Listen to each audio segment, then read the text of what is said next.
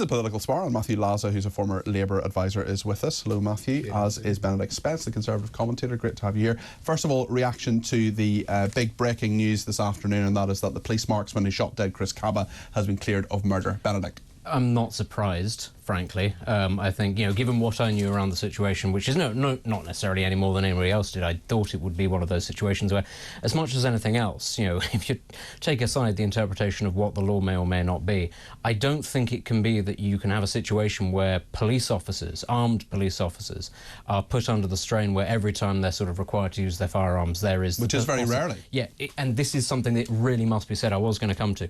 But, they cannot be under the sort of tumultuous pressure that every time they discharge their firearms they could be up on a murder charge.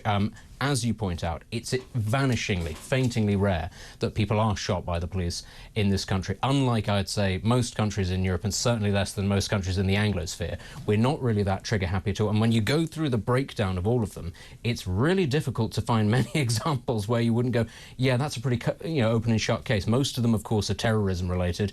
There was also the incident with Rowley, of course, amongst others. But they do tend to be situations where there is pretty good intelligence, actually, or pretty good justification for it to be done. So, when this first happened, of course, when this police officer was charged, there was a lot of talk about Metropolitan police officers, armed police officers across the country potentially handing their weapons back in. Some of them did. Some of them did. Yeah. Because, justifiably, they're saying, I'm not going to operate under a system where I'm being asked to uphold the law to keep people safe from very dangerous individuals who could actively be trying to hurt people, and I get it in the neck straight away afterwards. What protections are there for It's me? right, though, that we look into this and we see, and there's some evaluation done, was it the right thing at the time? But as I suppose many people will think, Matthew, we're in a situation where we're sitting here, as was the jury, as is everybody else involved with this, over 2 years on, spending over 2 years actually looking into what happened and a judgment that was made in a matter of seconds.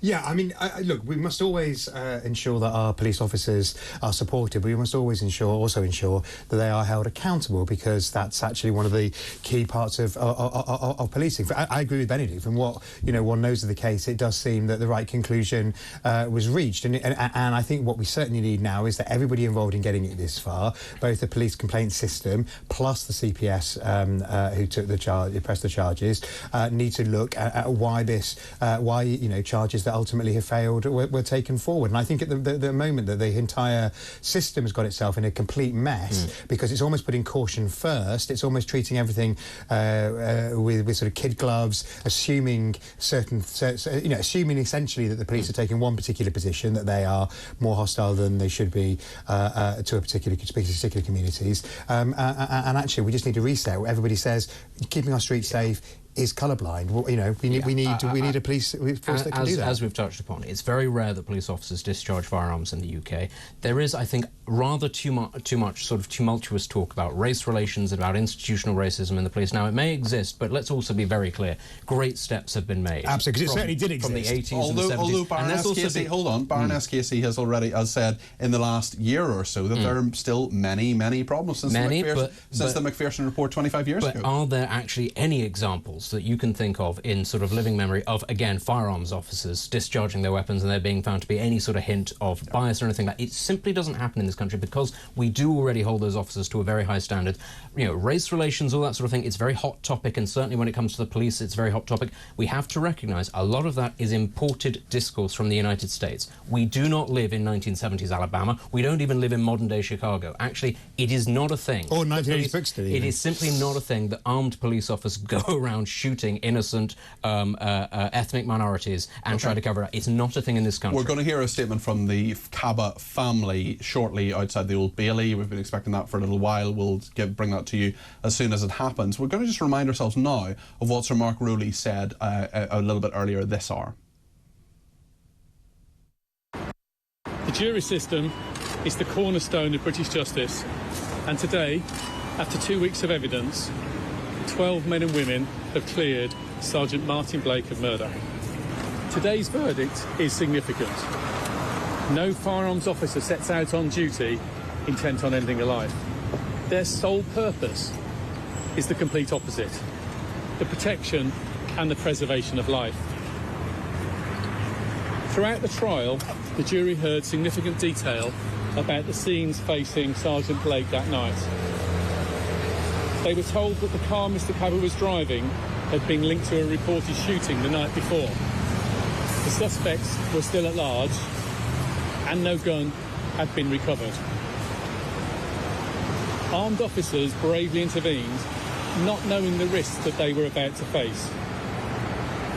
The court heard that Mr Kaba tried to evade police, ramming his vehicle into others all around him. Sergeant Blake made a split-second decision on what he believed was necessary to protect his colleagues and to protect London. The jury decided that was an honestly held belief and that the force used was reasonable. That is the Metropolitan Police Commissioner, Sir Mark Rowley, talking there about what has happened. Benedict, what do you make of his statement? I think the use of the expression split second is something that needs to be borne in mind. Almost, even if there were more grounds for taking forward a murder investigation on this, or even if the evidence hadn't been so clear-cut that it was sort of decided in a very short space of time. Firearms officers operate, not just firearms officers, police officers up and down the country every day. They operate in very high-stress situations where they do need to make split judgments. And I think very often, actually, the public who have absolutely no concept of the pressure under which they have to work just assume that it's almost like a video game, that you can just do it really clinically, or, you can take the shot and there's going to be no collateral damage, and almost, if it doesn't work out, you can have another go, that it should be possible, that a police officer is sort of able to make the right decision in every single set of circumstances. And it's based on that. It is a split-second decision, but it's based on a lot of training, a lot of different scenarios as well.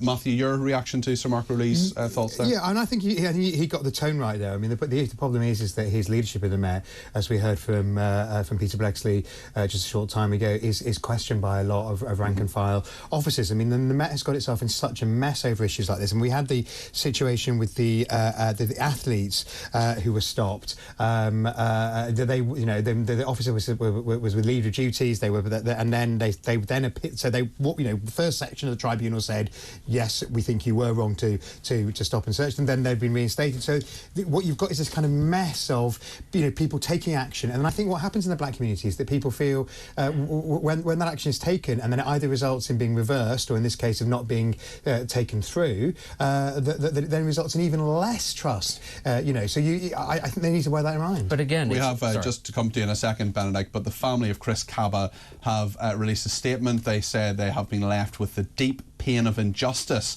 after the marksman who fatally shot him Chris Kaba was cleared of murder after a trial at the Old Bailey. Benedict. Well, it's very rare in any of these circumstances that a family ever puts out a statement going fair cop. That just doesn't happen. Of course they're going to be very upset. They've lost a member of their family. Regardless of the circumstances, they're going to be sad. And that's fine. They can be sad. It's deeply sad that this eventuality had to happen. But again, talking about the case of those two athletes whose name temporarily escapes me, but were reinstated because actually there were plenty of justified grounds as to why it was that they were stopped and searched, and that was found after the fact. And actually, I think the other example that immediately springs to mind was the recent one at Manchester Airport, where two individuals, from what we've seen on CCTV, assaulted several police officers, including armed officers, hospitalised one.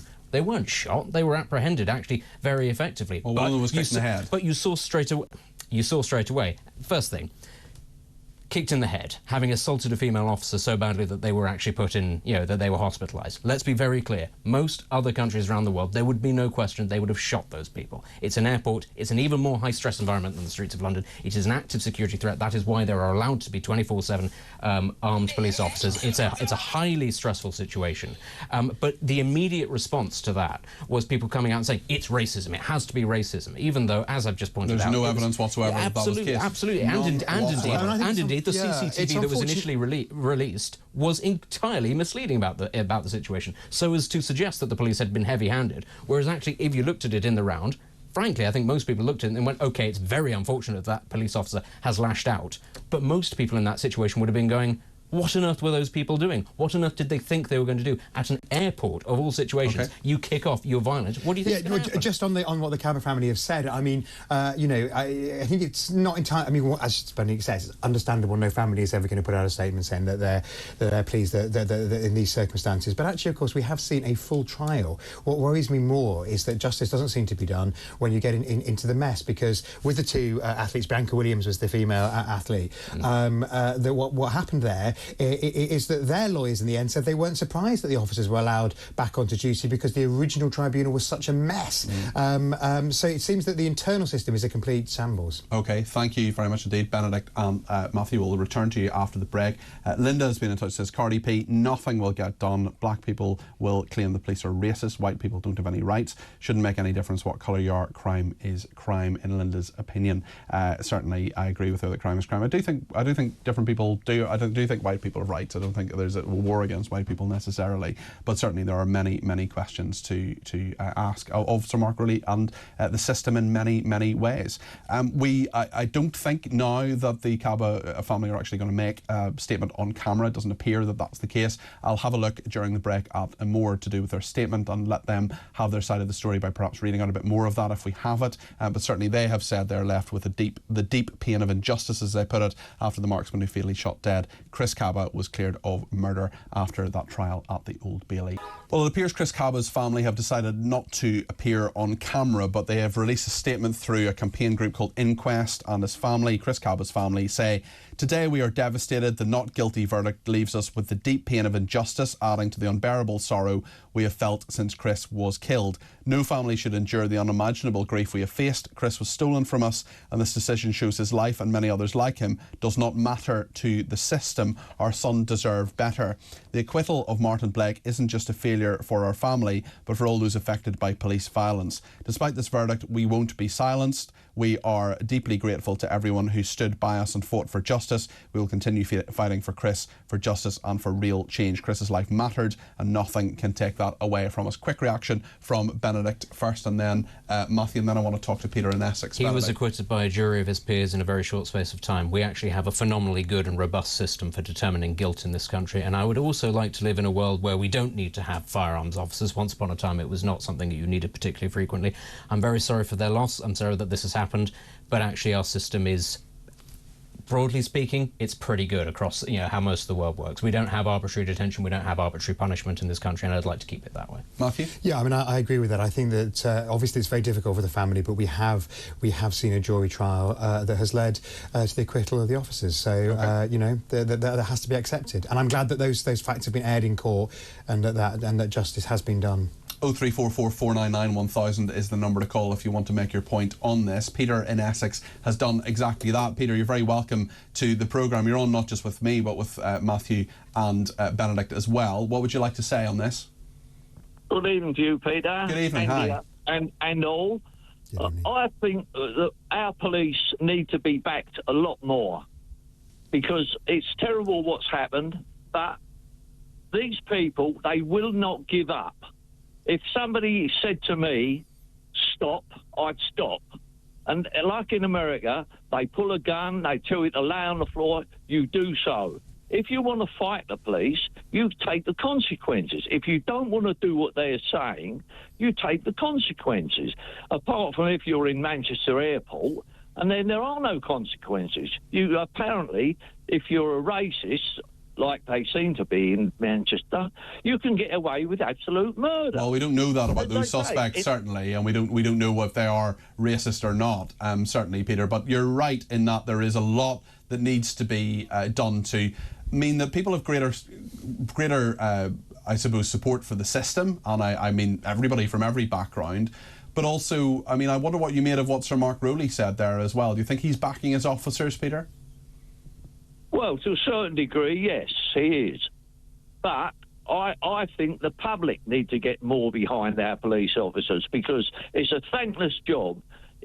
When you're on the line, as Benedict said earlier, you're doing a split-second job. All right, there's plenty of training that goes into it, but unless you're there in the moment, 6 months down the line, you're all sitting in court, all calm and collected. It's a different world.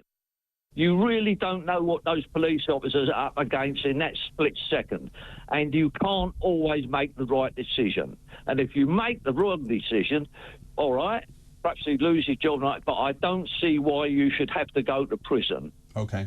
Peter, thanks for your comments. Really appreciate them there. We're going to park this just for a second. We will come back to it. And if you want to get your voice on the air between now and 7 on this, 0344 499 1000 is the number to call. I just want to talk about the NHS because this is a major, major topic. Huge reforms planned by Wes Streeting. I spoke to him yesterday and this is what he said.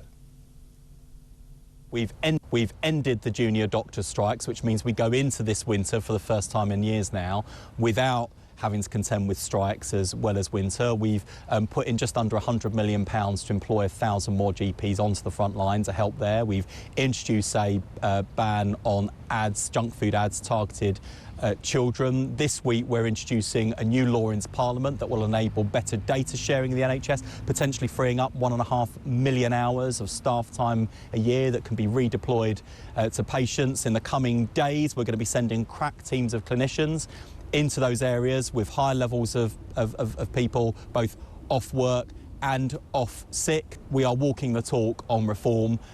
We've already begun and the best is yet to come. That's Wes Streeting there speaking to me yesterday. He is the Health Secretary, of course, in the Labour government, and they've got a big, ambitious 10-year plan of reform on the way. Benedict, are you impressed by what Labour is saying it will do? I'm optimistic. You know, I know I often go in two-footed on the Labour Party quite frequently, but it is one of the things that, you know, having actually observed Wes Streeting over the last few years and heard what he had to say about the NHS and the people that he has been talking to about NHS reform, I am sort of quietly optimistic that if anybody can do it, it will be him or at least this government. And I also think that politically it's far easier for Labour to get away with NHS reforms than it would ever be for the Tories. So there are hopes, and that it doesn't just sort of descend into, well, let's just throw as much money as we can at it. There are going to have to be, you know, real sort of drives to economise, to streamline, to make the system a lot more efficient. But it's not going to simply be the NHS. It is going to have to be a much more holistic approach, and that is going to include things like sourcing medics in the first place. We don't train enough in this country. We have to go abroad to take them, usually from third world countries. We underpay them. They actually aren't often trained to the standards that they need to be. That's sort of a deeply immoral thing that's been happening for a very long time, so that needs to be addressed, but that's part of education, not just healthcare. There's also going to have to be questions around things like social care as well. So it all comes as part of a big bundle of things that is going to require. It's very positive to hear this, and obviously we're all going to need to give them time. He's talking 10 years. I don't think the public is prepared to wait 10 years. They're going to want to see results in the short term, maybe the next 2 to 3 years, certainly. Obviously everybody understands that this is a very difficult problem to solve, but it is very positive that they are talking about reform, not just bunging money at the problem. Yeah, I mean, I'm you know, there's rather a lot of agreement for the political spar this afternoon, but I mean, I think Benedict's more right. like tussle. Absolutely. I think that Wes is the person to deliver change. I mean, he's absolutely passionately committed to this. He gets it. That he realises that it's not just a case of throwing more money at the NHS. That yes, of course, resources. But he has done. I mean, that's one of the first things he did was throw a lot more money at the NHS by giving a huge pay rise to junior doctors and taking money away from pensioners. One doesn't necessarily mean you know, absolutely. It's not. I mean, I wouldn't necessarily read across. You know, it's but that has happened. Hey, you know, you'll have pensioners who will go cold this winter, will access NHS care and be treated by junior doctors who got 22% pay rise. That will happen. Yeah, look, I mean, I think that was a mistake. Taking the winter fuel allowance from higher rate taxpayers would have been absolutely fine for me. Taking it away from everybody who isn't on pensions credit seemed to be, as you say, severe because of the knock-on consequences. The other thing the government did do, I'm going to be the one bashing the Labour Party, is that it kicked into again the long grass where it always sits, the social care issue, and the issue, which I think is, as Benedict says, absolutely vital. And by not adopting, you know, finally the Dilnot conclusions, as they were called, from this review that was done by Andrew Dilnot into how you actually pay for social care, which is absolutely key, because that is the blockage in the system, as it were, which you can never sort out hospital care if you haven't got the ability to move people into a social care system that works. One thing that I would say is that even though, you know, they're making this sort of a big cornerstone policy, I don't think the public will accept this as a positive thing if aspects of the NHS improve marginally but other services don't, or get worse as a result. I don't think actually we are the nation that sort of worships at the altar of the NHS exclusively anymore.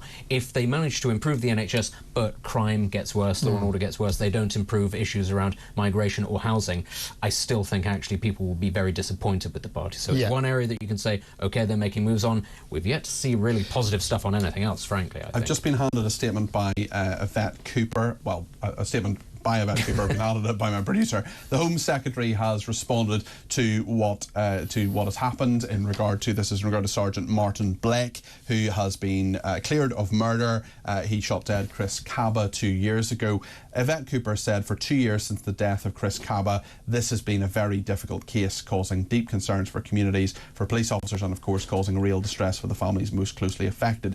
The jury has come to a conclusion. Sergeant Martyn Blake has been acquitted, and it is imperative that is respected and everyone is given the space to process the verdict. Criminal prosecutions brought against police officers for actions taken in the course of their duties, the Home Secretary says, are extremely rare. Each day, police officers across the country work hard with bravery and integrity to keep the public safe. The British tradition of policing by consent relies on mutual bonds of trust between the public and the police. It is important both the police have the confidence of communities, both of the police have the confidence of communities they serve, and that officers have the support they need too. Benedict. OK. It's clearly not a difficult case. The jury didn't think it was a very difficult case, so I think that that's sort of dodging around the issue and trying to make it sound as if she's being sort of reconciliatory to people who want it to be a more complicated case.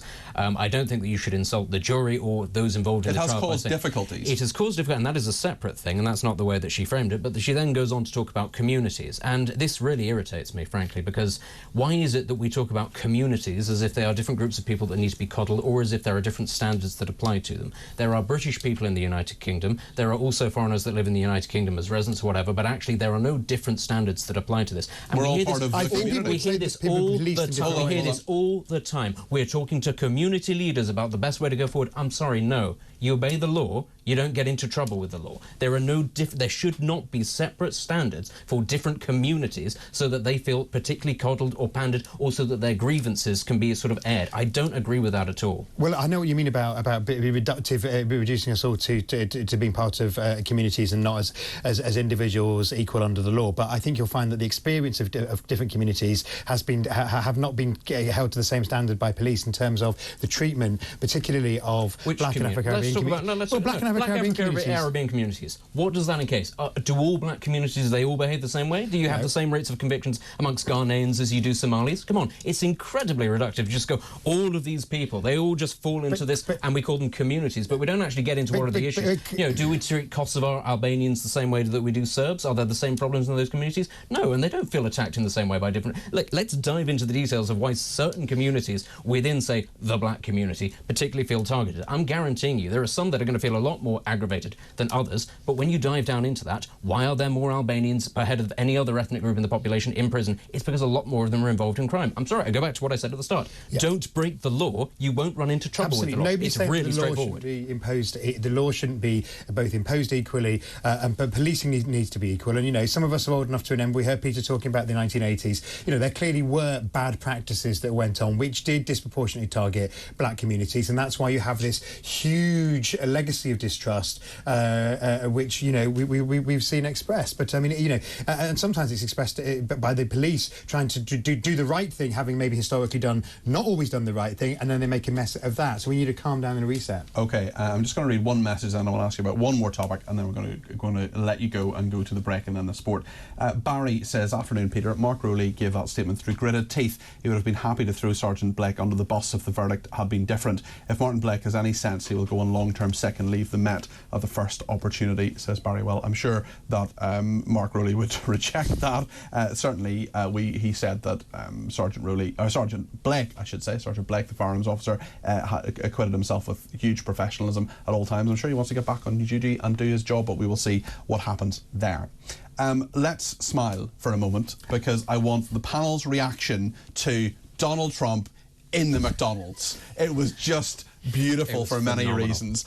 Matthew, what was your thought? Well, I mean, it's an absolute classic. It reminded me of when Bill Clinton came to a Labour Party conference in Blackpool and ended up in the eating Blackpool a burger. McDonald's. He went to the Blackpool McDonald's. Never been forgotten in Blackpool. I never forget the line. When I lived in America for a year, and one of the places I loved going to was the International House of Pancakes. Oh, I don't know if you come across the IHOP, and it was often said that Bill Clinton's foreign policy experience was in the IHOP. Do you remember after the fall of the Soviet Union when Mikhail Gorbachev became the face of Pizza Hut. Yeah, that's right. I mean, honestly, what I would say is for some reason, it just looks sort of effortless and natural, and even though we know it is staged, it doesn't feel sort of corny and too cheap when Donald Trump does these slightly bizarre... Had Kamala Harris done this, or Joe Biden... She apparently worked in a McDonald's, to which he then made the joke, I've now worked here for 15 minutes, which is longer than Kamala Harris. Well, it's interesting because the New York Times has looked into this, and of course they always tell the truth about absolutely everything. Sure. And they appear to have found someone who worked with Kamala Harris. So, Well, Kemi Badenoch, of course, is very proudly boasting of her time, I think, in the Wimbledon branch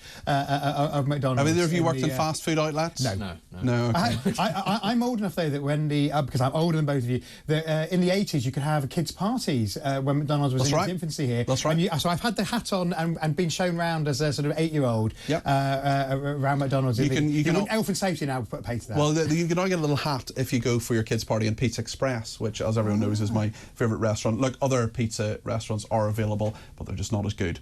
We're going to talk about the sport in just a second. Thank you to Benedict Spence and to Matthew Laza. Donald Trump just serving you. I'd love to have a Big Mac from, not McDonald's, but the Donald. That would be amazing. Stay with us here on Talk.